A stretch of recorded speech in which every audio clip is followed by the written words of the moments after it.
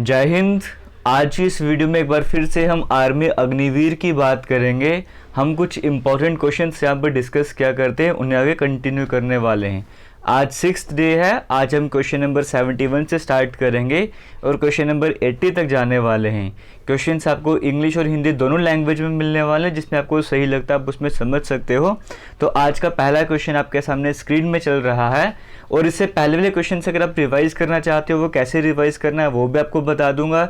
इसी YouTube channel पर अलग से प्लेलिस्ट भी बनी है अग्निवीर जीडी के नाम से, वहाँ पर जाके भी आप क्वेश्चंस को देख सकते हो। फिलहाल आज के पहले क्वेश्चन की बात करते हैं। आपसे पूछा गया है, where did Mahatma Gandhi started the salt satyagraha, या फिर कह लो कि महात्मा गांधी जी ने नमक सत्याग्रह कहाँ से शुरू किया था।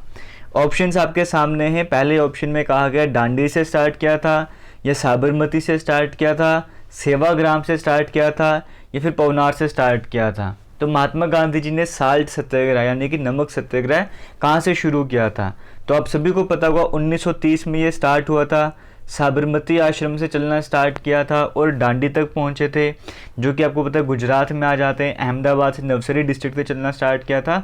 अगर बेसिकली बात करें तो साबरमती से लेके वो दांडी तक गए थे। तो इसीलिए जो ऑप्शन नंबर बी है वो यहाँ पर आपका बिल्कुल सही आंसर हो जाएगा। आज 10 क्वेश्चंस आपके लिए हमेशा की तरह रहने वाले हैं। इन 10 में से अगर आपके 8 या 8 से ज़्यादा क्वेश्चन सही हो जाते हैं, इसका मतलब आपकी तैयारी बिल्कुल सही जा रही है। तो पहला प्रश्न यहाँ पर आपका कंप्लीट हो जाता है। बढ़ते हैं दूसरे प्रश्न की तरफ। तो यहाँ पर आपसे पूछा गया, what is the SI unit of frequency. अगर हम बात करेंगे आवृत्ति की, इसकी एसआई इकाई क्या होती है। क्या वो न्यूटन होती है, या फिर वॉट होती है, हर्ट्स होती है, या फिर फैरेड होती है। तो फ्रीक्वेंसी यानी कि आवृत्ति की बात करेंगे, इसकी एसआई इकाई जो है वो हर्ट्स होती है। इसका मतलब ऑप्शन नंबर सी यहाँ पर जो है वो बिल्कुल सही आंसर हो जाएगा। आगे चलते हैं, आज के तीसरे प्रश्न की बात कर लेते हैं। यहाँ पर आपसे पूछा गया है, which of the following gland is present in the human mouth. निम्नलिखित में से कौन सी ग्रंथि ऐसी है जो मनुष्य के मुख में मौजूद होती है, यानी कि यहाँ पे मौजूद होती है। वो कौन सी ग्रंथि है, वो कौन सा ग्लैंड है। क्या वो एड्रिनल ग्लैंड यानी कि अधिवृक्क ग्रंथि आ जाती है, या पिट्यूटरी ग्लैंड या पिट्यूटरी ग्रंथि होती है। गोनाड से फिर गोनाड की बात कर लो, सेलेवरी या फिर लार्वली ग्रंथि होती है। तो हमारे माउथ में यानी कि हमारे मुख में जो ग्रंथि होती है, जो ग्लैंड होता है, उन्हें सेलेवरी ग्लैंड्स कहा जाता है, फिर लार्वली ग्रंथि कहा जाता है। इसका मतलब ऑप्शन नंबर डी यहाँ पर जो है वो बिल्कुल सही आंसर हो जाएगा। आगे चलते हैं, नेक्स्ट क्वेश्चन की बात कर लेते हैं। यहाँ पे आपसे पूछा गया है, what is the other name of Newton's first law of motion. Newton के गति के प्रथम नियम का दूसरा नाम क्या है। न्यूटन का फर्स्ट लॉ ऑफ मोशन है, उसका एक और नाम होता है, या फिर न्यूटन के गति के 3 नियम है, उसमें से जो प्रथम वाला नियम है उसका दूसरा नाम क्या है। एक्शन रिएक्शन लॉ यानी कि क्रिया प्रतिक्रिया कहा जाता है। चेंज इन मोमेंटम यानी कि गति में परिवर्तन कहा जाता है।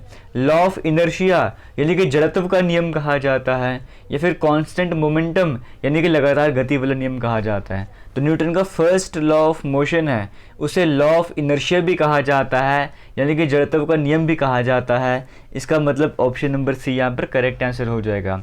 और आप सभी जो अग्निवीर बनना चाहते हो, आप अपने फिजिकल की तैयारी, रनिंग की तैयारी तो सही से कर रहे होंगे, लेकिन रिटन एग्ज़ाम को क्लियर करना, लिखित परीक्षा को क्लियर करना भी बड़ा ज़रूरी बन जाता है। तो अगर आप हमारे कोर्स ज्वाइन करना चाहते हैं अग्निवीर का, तो डिस्क्रिप्शन बॉक्स में और कमेंट सेक्शन में आपको लिंक मिल जाएगा। आप जैसे ही वहाँ पर क्लिक करोगे आप हमारे कोर्स पर आ जाओगे। क्लासेस वहाँ पर स्टार्ट हो रही हैं, तो आपके लिए बेनिफिशियल रहने वाला है। डिस्काउंट भी चल रहा है, 25% का डिस्काउंट है। आप अभी भी फ़ायदा उठा सकते हो और कोर्स को ज्वाइन कर सकते हो। आगे चलते हैं, आज के 5वें क्वेश्चन की बात करते हैं। ओवरऑल आज का 75वां 75th क्वेश्चन है। आपसे पूछा गया है, first battle of Panipat was fought between. Panipat का प्रथम युद्ध किन के बीच में हुआ था। बाबर और इब्राहिम लोदी के बीच में, अकबर और हेमू के बीच में, मुगल और ब्रिटिश के बीच में, या अकबर और लोदी के बीच में हुआ था। जो पहली लड़ाई हुई थी या पहला युद्ध हुआ था पानीपत का, वो बाबर और इब्राहिम लोदी के बीच में हुआ था। ये कौन से सन या कौन से ईयर में हुआ था, ये आपने मुझे कमेंट सेक्शन में बताना है। बट यहाँ पर जीता कौन था, यहाँ पर बाबर की जीत हुई थी। आगे चलते हैं, आज के 6ठे क्वेश्चन की बात करते हैं। 6th क्वेश्चन की बात करते हैं। आपसे पूछा गया है, हॉटेस्ट प्लैनेट कौन सा है सोलर सिस्टम का, यानी कि हमारे जो सौर मंडल है उसका सबसे गर्म ग्रह कौन सा होता है। क्या वो मरकरी यानी कि बुध है, वीनस यानी कि शुक्र है, मार्स यानी कि मंगल है, या फिर जुपिटर यानी कि बृहस्पति है। तो हमारे सौर मंडल का सबसे गर्म ग्रह कौन सा है? वो है वीनस यानी कि शुक्र, जो अगर सूरज की बात करेंगे, सूर्य की बात करेंगे, उसके दूसरे नंबर पर ग्रह आता है वीनस शुक्र वाला, वही सबसे गर्म ग्रह माना जाता है। ऑप्शन नंबर बी यहाँ पर बिल्कुल सही आंसर हो जाएगा। आगे चलते हैं, 7वें क्वेश्चन की बात कर लेते हैं आज के। आपसे कहा गया who was the first tirthankara of the Jains? जैनियों के पहले तीर्थंकार कौन थे? आपसे वो पूछा गया। आपको ऑप्शन नंबर ए में कहा गया अरिस्थनेमी, बी में कहा गया पार्श्वनाथ, सी में कहा गया अजीतनाथ, या डी में कहा गया ऋषभ देव। तो जैनियों की बात करेंगे, पहले तीर्थंकार जो थे वो ऋषभ देव थे।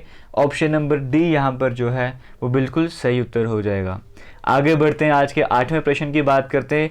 अगर आपको वीडियो में कुछ भी अच्छा लग रहा होगा तो बस आपने वीडियो को शेयर ज़रूर करना है। जितना अच्छा रिस्पांस आपकी तरफ से मिलेगा उतने अच्छा रिस्पांस हमारी तरफ से भी आपको मिलेगा। यहाँ पर जो आपको दिन के 10-10 क्वेश्चन देखने को मिल रहे हैं वो हम बढ़ा के 20-20, 25-25 तक कर लेंगे। बस डिपेंड करता है आप वीडियो को कितना शेयर कर रहे हो। आगे आज के 8वें प्रश्न की बात करते हैं। यहाँ पे पूछा गया सभी के सभी जितने भी क्वेश्चन आपसे डिस्कस कर रहे हैं ये बहुत ही इंपॉर्टेंट है। ये किसी न किसी डिफेंस के एग्जाम में आए हुए हैं और आपके एग्जाम में आने के पूरे चांसेस बनते हैं। अवनी लेखारा की बात करेंगे, ये कौन से स्पोर्ट से संबंधित हैं? अवनी लेखारा की बात करें, किस खेल से संबंधित है? अभी हाल ही में पैरालंपिक गेम भी हुई थी, गोल्ड मेडल भी जीता था, रिकॉर्ड भी बनाया था। आपको नाम पता होना चाहिए। बैडमिंटन में, टेनिस, शूटिंग या क्रिकेट? तो अवनी लेखारा की बात करेंगे, शूटिंग से संबंधित हैं, शूटिंग वाली गेम है इनकी। ऑप्शन नंबर सी यहाँ पर करेक्ट आंसर हो जाएगा। आज के 9th क्वेश्चन की बात करते हैं। यहाँ पे आपसे पूछा गया है पिन वैली नेशनल पार्क की बात करेंगे, ये कहाँ पर है? पिन वैली नेशनल पार्क किस राज्य में स्थित है? क्या ये आंध्र प्रदेश में है, अरुणाचल प्रदेश में है, हिमाचल प्रदेश में है, या फिर मध्य प्रदेश में है? तो Pin Valley National Park Himachal Pradesh में है। ऑप्शन नंबर सी यहाँ पर करेक्ट आंसर हो जाएगा। आज का लास्ट प्रश्न डिस्कस करने के बाद मैं आपको बताऊंगा, अगर आप वीडियोस को दोबारा नहीं देखना चाहते हो पुराने वीडियोस को और जल्दी से जल्दी क्वेश्चंस को रिवाइज करना चाहते हो तो वो कैसे रिवाइज करना है। फिलहाल आज के लास्ट क्वेश्चन की बात करते हैं। यहाँ पे आपसे पूछा गया है ट्रॉपिक ऑफ कैंसर की बात करेंगे, ये कितनी स्टेट से होकर क्रॉस करते हैं? यानी कि कर्क रेखा की बात करेंगे, वो भारत के कितने राज्यों से होकर गुजरती है? क्या 5 राज्यों से गुजरती है, 6, 7 या फिर 8? तो ट्रॉपिक ऑफ कैंसर की बात करो, कर्क रेखा की बात करो, ये 8 राज्यों से होकर गुजरती है। ऑप्शन नंबर डी यहाँ पर करेक्ट आंसर हो जाएगा। अब मैं आपको बताता हूँ, कभी भी क्वेश्चन आपको रिवाइज करने हैं तो आपको क्या करना है। देखो, एक तरीका तो है आप सिंपल सर्च करो, गूगल क्रोम जो भी आप यूज़ करते हो वहाँ पे सिंपली सर्च करो। आप वहाँ पर लिखो अग्निवीर इंपॉर्टेंट क्वेश्चंस और उसके बाद लिख दो जेके लेटेस्ट इन्फो, आपको हमारा ये डायरेक्ट लिंक ओपन हो जाएगा। दूसरा तरीका ऐसा है, आप सर्च करो jklatestinfo.com।